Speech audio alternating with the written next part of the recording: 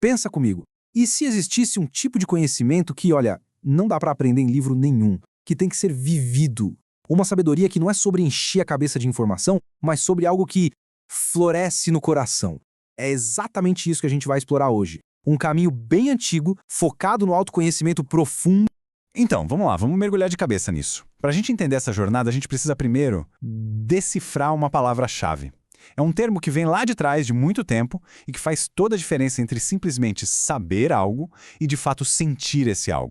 Afinal de contas, o que é gnose? Bom, o material que a gente está analisando aqui deixa bem claro, não se trata de uma crença para ser seguida, sabe? É mais como um tipo de sabedoria que se experimenta na prática, algo que está totalmente ligado ao nosso universo interior. E aqui, olha, a gente chega no coração da coisa. A gnose, segundo essa fonte, não tem nada a ver com acumular fatos, tipo decorar uma enciclopédia. É o contrário, é um mergulho profundo mesmo, uma experiência direta, super pessoal, dentro da nossa própria paisagem interior. A analogia é perfeita. Não é sobre ler o mapa, é sobre botar o pé na estrada e explorar o território por conta própria. Para entender isso melhor, vale a pena olhar para como os gregos antigos pensavam. Eles separavam basicamente duas formas de saber. De um lado, a gente tem a episteme, que é o conhecimento intelectual da mente, da razão, sabe, o que a gente aprende na escola. E do outro lado, a gnose. Esse é o conhecimento que vem da experiência, da intuição, do coração. E o que essa ideia sugere é fascinante, de verdade. A gnose não seria uma religião específica, fechada numa caixinha. Seria mais como uma corrente universal de entendimento, sabe?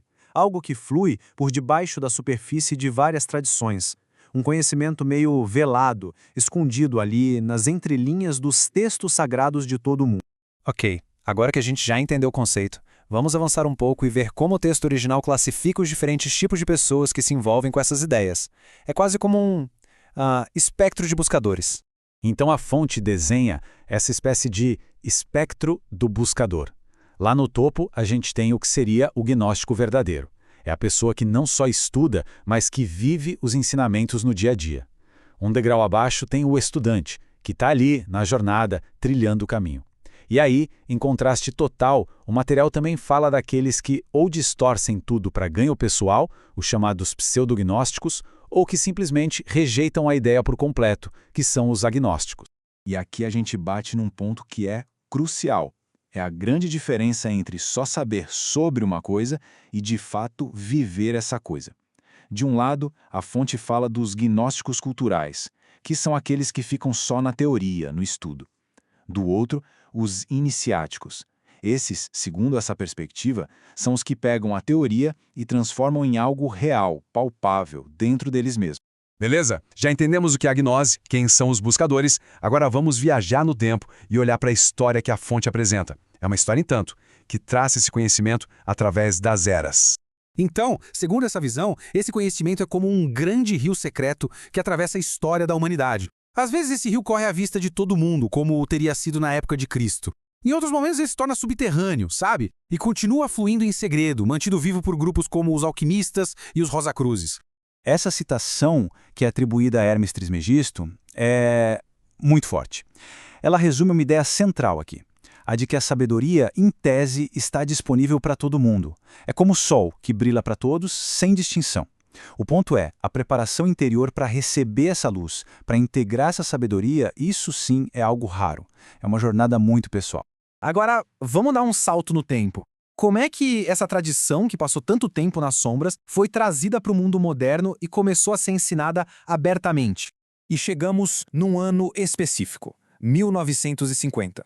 De acordo com o material, esse não é um ano qualquer, não. Ele é apresentado como o ponto de virada.